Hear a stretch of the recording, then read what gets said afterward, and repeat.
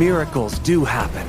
A gorgeously imaginative new musical is now on Broadway. Water for Elephants is a New York Times Critics' Pick. It's stunning, emotional, spellbinding entertainment. A dazzling love story, propulsive with passion. Don't miss the best new musical on Broadway. Water for Elephants. Get tickets now at telecharge.com and choose the ride.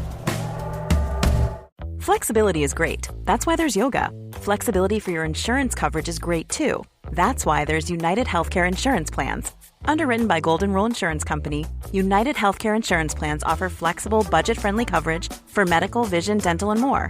One of these plans may be right for you if you're, say, between jobs, coming off your parents' plan, turning a side hustle into a full hustle, or even missed open enrollment. Want more flexibility? Find out more about United Healthcare Insurance Plans at uh1.com.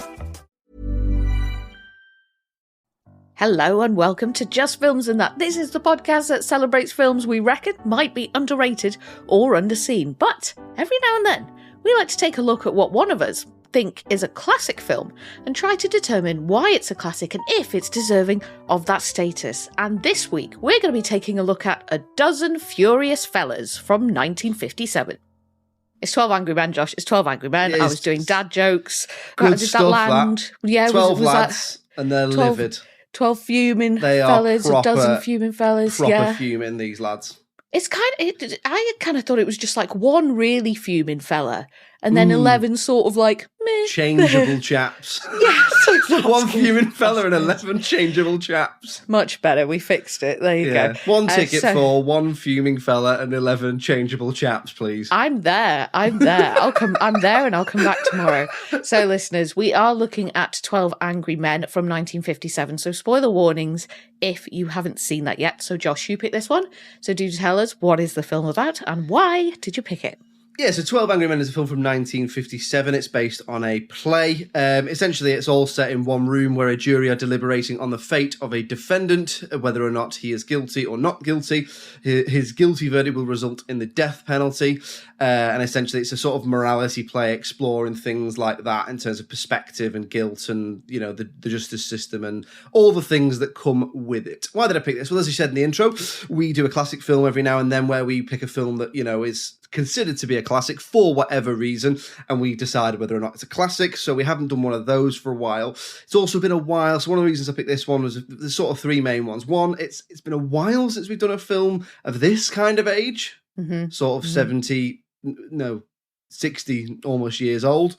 And it's very, very well rated on IMDb. I think it's the highest rated film it's in the top 250 of IMDb, and I think it's like might even be in the top 10, something like that. I was intrigued to watch it because of that, to see if the ratings sort of, you know, if it did the ratings justice and stuff like that. I've also seen it parodied and referenced a lot. So I thought it'd be interesting to explore that legacy. I think, you know, if you look at, I don't know for sure, I was trying to read about it, but, you know, a lot of stuff about everything set in one room. So if you think about TV shows where they do what's called a bottle episode, there's usually a reason why the characters can't leave that one place, or it's all set in one place, or it's set in real time, or whatever. So I don't know if this is the originator of that, but I think it's certainly gone a long way to giving that idea legs. So that's why I picked it.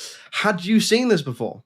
I had not seen it, and I've definitely like heard the title or whatever, but it didn't mean anything to me. Like I didn't know anything about it. And I think Rashomon as well, which was another one you picked, I went in just completely blind, really, with no idea about anything around it. So how was this on your radar then?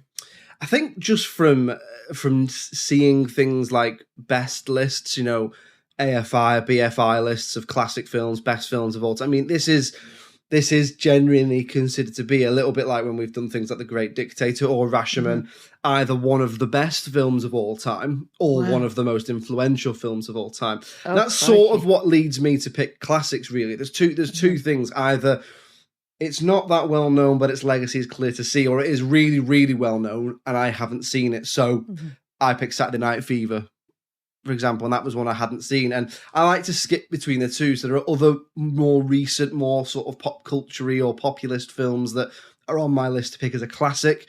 I haven't got to yet, or there's things like this, or The Great Dictator, or Rashomon, where I thought, I want to see these films that you can see their fingerprints all over stuff, but you never think I'm going to go watch it. Another one, Citizen Kane, which I have seen, so I haven't put it on my podcast list, but who knows, that might get picked in the future. So that's how it's sort of come across my radar, is just general film knowledge and probably referencing and parody, really. Okay, then. So the big question, in general, how did you feel coming away from it? Do you know what? I thought it was brilliant. I really, really enjoyed it. It's obviously, it's all acting, and this sounds like a silly thing to say about a film, but it's all script, it's all acting. There's no action.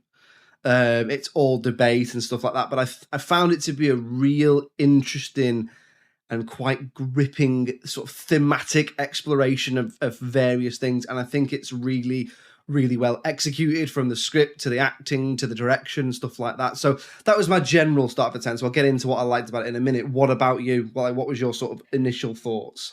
I mean, completely the same as you, like almost word for word, everything you said there. I was pretty much hooked from the off. Like, and it's just talking, isn't it? It's just it's 12 dudes chatting in a locked room. And there really is something about that. And you see it sometimes in more modern settings. And like, even when you think about something like Oppenheimer, where some of the more, like, there's a lot of scenes in that where it is just guys in like a university room just kind of talking about physics or whatever. And it's like, well, how do you make that interesting? And with this, that is the whole film. They're in this room, it's 12 men talking, and I couldn't look away. And like you said, a lot of the themes that are explored in this, I thought were excellent. And really, so like, I've never done jury duty. No, me neither. It made me think about things that I had just never considered before. And like, how would I respond in that situation? How would I pick apart this information that is put in front of me? And I found like it really got me asking those questions. So I was like, oh, well, that's really interesting. And like you say, obviously the standout things are like the script and the performance, and just how to utilize the space in a way that is so effective, where everything is so, like, for lack of a better word, just really plain and basic. So how do you make that engaging? How do you hold someone's attention for an hour and a half? When you think about some of the other films that were sort of coming out around this time, or had come out even before this, and this is just like, I thought it was really, really good. It's really good, isn't it? Really. Does a real interesting thing with exposition, doesn't it? Which is, it goes from you knowing nothing, not even their names. You just get hints here and there of where they grew up, if they've got children, if they're married. Yeah, the sort of jobs they do. Some of that comes up. The sort of jobs they do. Yeah, but you know, apart from at the end where two characters introduce themselves by their surname, as I'm is it Davis and McCarty and McCardle or McCarty or something like that, isn't it? But even then, it's not I'm John or I'm Peter or whatever. So and it's not even like, oh, let's stay in touch. It's literally just he wanted to acknowledge him. It was like, I need to acknowledge you for what you did in there. Here's a handshake, and now off you go on your separate ways. And I really enjoyed that. And it was also, it was a masterpiece in many ways, but in showing, not telling. So one of the characters is clearly, so the defendant in it, I think he's Puerto Rican, but it doesn't, or he's not white. That's all you really know. I suppose what he is as a not white person is irrelevant. But one of the characters is clearly a racist. Yeah, and is profiling him based on the fact that he isn't a white man. Really, it feels like he's really racist even for 1957. Because like the other characters around him are like, "Is there something wrong with you?" Yeah, and he's not even. It's not even his age, because there was a guy there who is older than him, who's very much like, "You're a disgrace," like that sort of thing. And that, films today would, I think, would postmark it too much or hit you over the head with it too much with it. And I don't mean that in terms of the importance of the message. The importance of the message has not changed, but the way it's delivered. So that idea of wanting to sort of pat yourself on the back and be like, look, we're acknowledging this issue. Whereas back then, they just slowly drip it through. And then in the end, he has this sort of rant, and then you get the impression that he is expecting other people to agree with him. And literally most of the cast just stand up and turn their back to him. Yeah, I love that. And it's very theatrical, because obviously it is based on a play. And it's, many things are based on plays. Obviously, Shakespeare, modern things, Arthur Miller, all that sort of stuff. But you can, of all the things that are adapted from a play, this must be sort of simultaneously really easy but really difficult at the same time. So I thought that was interesting, the idea of it's very static. It's one room. It is in New York, but it doesn't really matter that it's in New York. It's just in a room in a city. And that's it. That's all it is. So it's really difficult because it's like, how do you keep people engaged? In the theatre, you do it with lighting.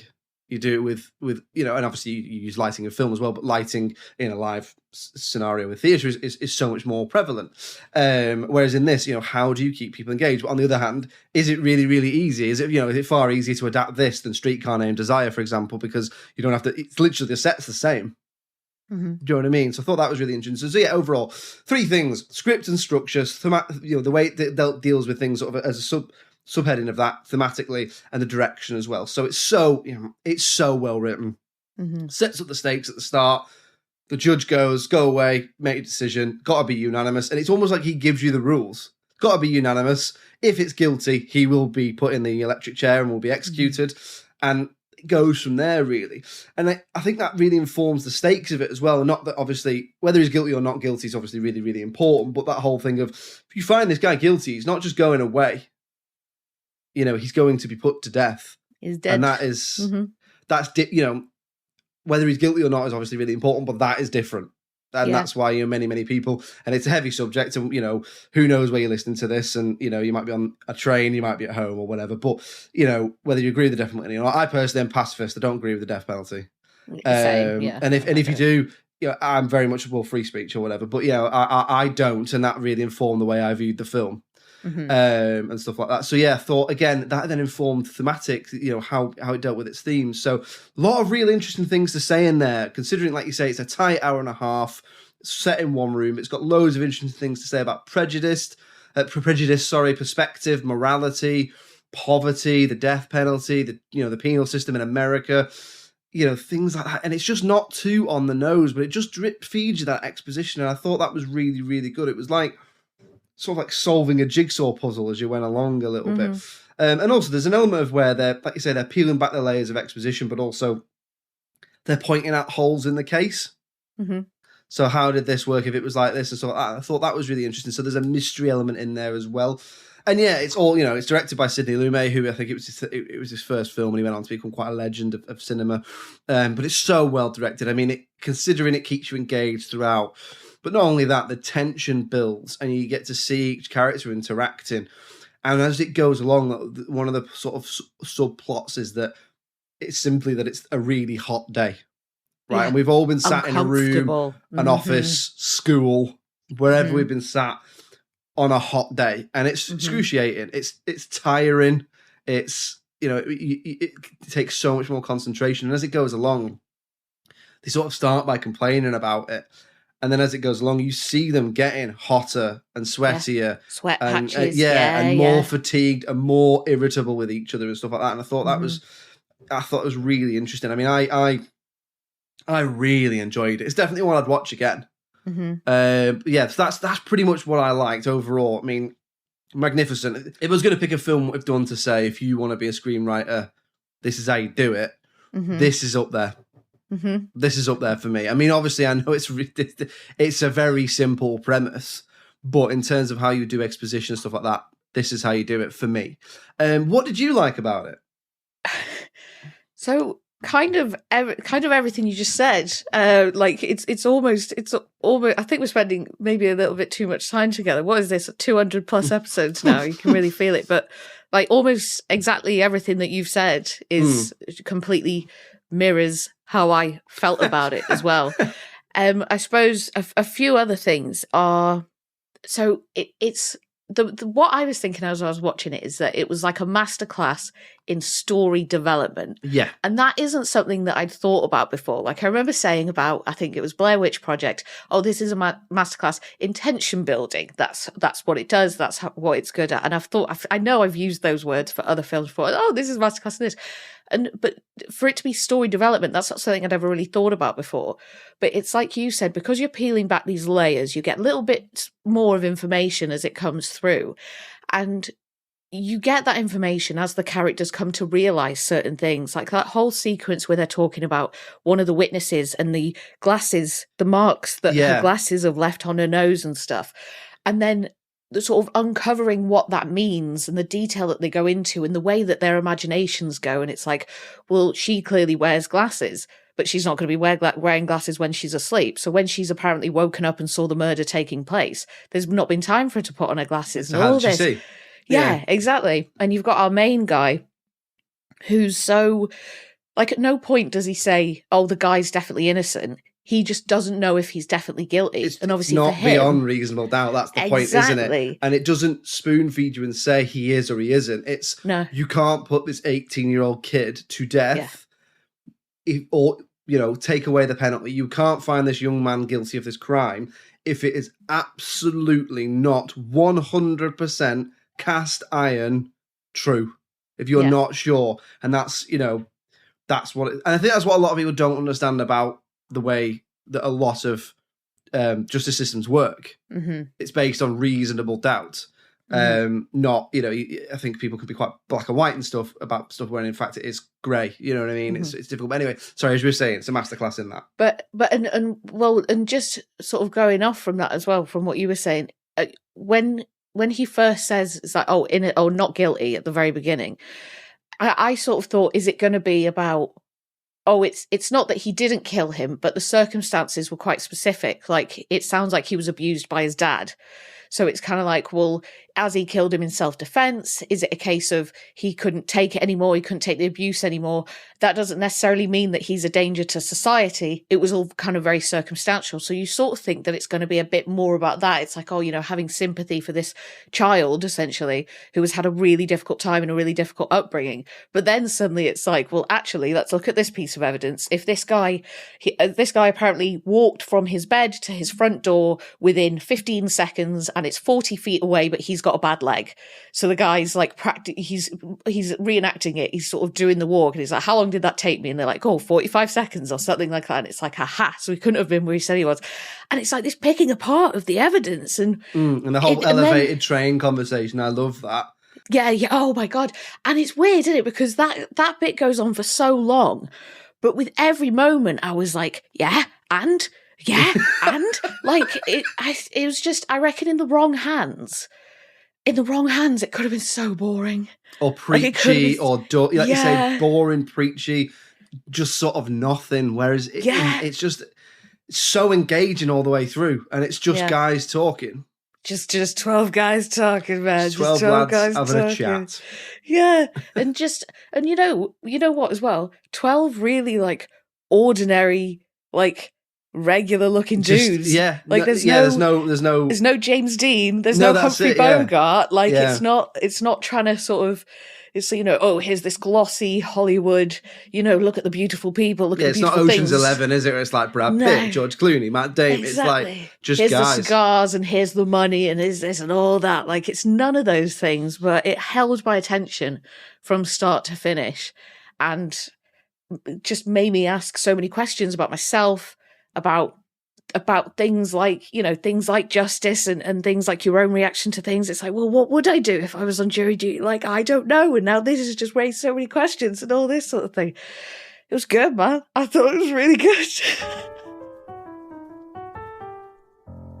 We'll move on now then to talking about anything we didn't like about the film or perhaps anything that we would change. So it's hard, I find, with these classic films because I don't know about you, Josh, but I do give them a lot of leash. Yeah. Because you've got to sort of wipe away the past 50 or 60 years and think about when this came out, what it achieved at this time and that sort of thing. It's like, but it's not Avengers Endgame, is it? It's like, it's definitely not Avengers Endgame.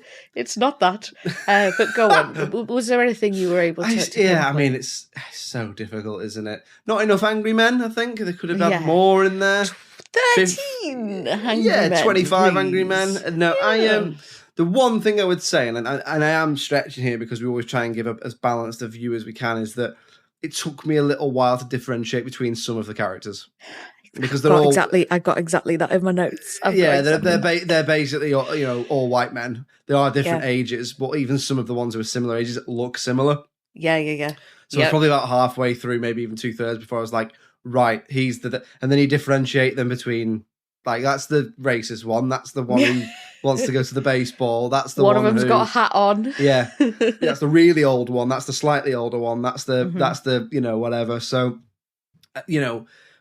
I think there's that. And obviously the fact that it's in black and white doesn't help either, because you can't even be like, that's the guy with the red tie, that's the guy with the blue jacket or whatever. So that's it though. It's so, it's short, it's sharp, it's tight, it's great. That's all I've got. What about you? Yeah, so exactly the same. I struggled to keep up with who was who, and you'd get sort of to a point in the film, like maybe 30, 35 minutes in, and I'd feel like a new person would kind of speak, and I was like, oh God, has he been there the whole time, sort of thing. And then, I did find those moments where I was like, oh, I don't know who that is, a little bit distracting then, because then I'm trying to think, oh, did he vote guilty last time? Is this one who thinks they're innocent? And it's like, so you sort of, I suppose that lost my attention a little bit, because then now all of a sudden I'm thinking, oh, which one was this guy again? So that sort of threw me out of the film a little bit, but definitely not a major offender. And I do wonder if in some regard that is the point, like, because it's meant to be anonymous, right? Yeah, that's it, yeah. There's a really great moment in it, actually, where they do a secret vote, don't they? And an extra person says not guilty as well as the original one. And immediately, I think the angriest guy goes, all right, who did it? Who voted this? Yeah. And it's like, mate, this was an anonymous vote. I want to know who's keeping me about? here. Well, you don't get to know who's keeping you here. Something else I thought was interesting about that as well, now you bring it up, like, a lot of the men who want to vote guilty keep saying like, oh, this is taking too long, we want to go and all this, blah, blah, blah. And it's like, well, you change your vote then. You change your vote to not guilty and then we can all go home. It's like, you can't have it both ways. You can't say to people, oh, you're wasting time by saying not guilty. You should vote guilty like us so we can leave. And it's like, but if all you want to do is leave, just all of you vote not guilty and then you can leave, right? The other thing was just at times the audio quality was a little bit ropey. I felt like I couldn't always very clearly make out what they were saying, especially when it started raining. So obviously we get the two different kind of weathers going on, where, like you say, it's really hot at the beginning, everyone's really uncomfortable, oh, the air conditioning doesn't work, the fans doesn't work, oh God, this is so uncomfortable. And then maybe just over halfway through, around halfway through or so, it starts like torrential raining and you hear it, like you really, really hear it. So when that's going on, that is quite disruptive to the dialogue. So at times I was a bit like, oh gosh, did I hear that right? I watched it with subtitles on. Did you? Yeah, I quite often do because I don't want to miss what they're saying. So yeah, particularly with older films because of that, because obviously the quality, the equipment wasn't as good. Yeah. But yes, I'd agree with that. Yeah. Yeah. That was it though, to be honest. On the whole, really impressed. Well, we'll move on now then we will talk about the critical reception, although the main reason, obviously, you picked this and the reason that we do these classic films is to determine why they're a classic and if they're deserving of that status. But we will look at the critical reception first because it's always just so interesting. Now, you've said a couple of times there that it appears on lists of like greatest film ever made, really high up, that sort of thing. So I'm guessing it did pretty well. And if you think about some of the other classics we've done, I mean, I'm guessing that this is getting into the nines, like into the 90s sort of stuff. And I reckon I'm going to go big. I'm going to say I reckon it got like a 97 or a 9.7. 97, yeah, wow. I reckon so. And would that be fair? Oh, it's hard, isn't it? Considering what little we had in the dislikes. Yeah, well, that is a terrific point, isn't it? I wonder if 97. I don't know, man. Like, is it almost a perfect film? Like, maybe it is. And it's its legacy as well in terms of the way it's made. The influence. Well, should we see? Let's have a look. Let's have a look. Go on. So at the time of recording over on IMDb, it gets 9 out of 10. And I mentioned earlier that it was in the top 250, and I've just had a quick look. It's 5th. So according to IMDb, this is the 5th best film in the top 2. Ever. And I don't really know how the top 250 on IMDb works, because obviously there's loads and loads of things on IMDb that will just have 10 out of 10. Yeah. So there must obviously be an algorithm that keeps. So if you look like Dune Part 2, obviously it's only recently come out, is in there. It's like in the top 50 or something like that. It's really, really high up.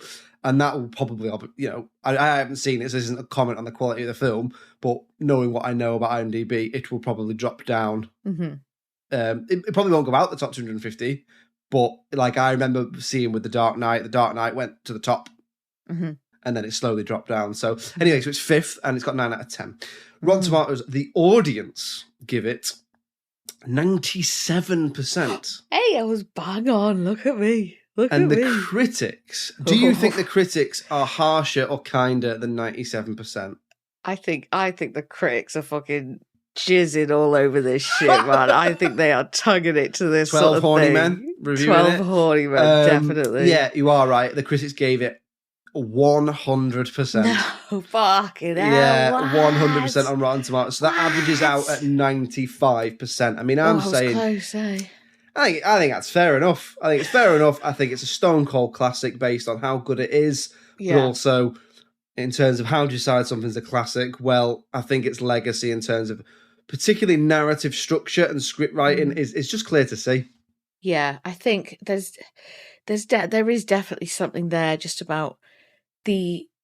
You know what? I was just really surprised at how sophisticated it was written and how it explored and tackled some of the themes in there, especially for the time. And I think I am definitely guilty of this, is where you simplify the past a little bit and you just think, oh, black and white film from 1957. Oh, it's just going to be a silly little thing, isn't it? And then you see it and it's like, oh God, there's actually some real solid ideas in here. Like, yeah. And there's also definitely a thing, I think, of almost maybe not wanting to like what the people before you liked. So, loads of people laugh at like dad films like The Great Escape or The Italian Job or Bridge over the River Kwai or, all that sort of stuff. Yeah. But they're there for a reason. They're not just like, people aren't going, let's make a film that just dads will like. Well, there we are then. 12 Angry Men is another classic film done and still very much deserving of its classic status. I don't think we are yet to say a film is not deserving of its classic status, but that's probably because of the very nature of the argument. Or can you think of one? I think we were a little bit on the fence with Vertigo, Oh yeah, neither of us were that bothered on Vertigo, were we? And then we were expelled from all film discussion circles because of that. So it's your turn to pick next week, Alice. What are we talking about? Oh, I got one for you, Josh. Okay. I got a doozy for you. Oh, you're going to love it. And it's about time. It's been on my list for a long time. Right, okay, listeners, Josh, we're going to be watching Tremors 2. Tremors 2? Tremors 2! Okay, Tremors 2. So now join us next week when we will be talking about Tremors 2. That's a hell of a drop, that, isn't it? From 12 Angry Men to Tremors 2. Can we get to Tremors 12 Angry Tremors? Let's see. Let's see how we go. In the meantime, if you'd like to get in touch with us, it's filmsandthatpod@gmail.com. We're on all the social medias. If you just search for Just Films and That on Facebook, Twitter, Instagram, TikTok, you'll find us. We're on YouTube as well. If you're looking for stuff, we put out clips and stuff like that where we can. We're on Patreon as well, so if you fancy supporting us, getting some extra bonus extended episodes, ad-free, day early, stuff like that, click the link in the episode description, and any support you can give us will be massively appreciated. All that remains to be said is thank you very much for listening, and we'll see you next week. It's goodbye from me. Cheerio! Bye!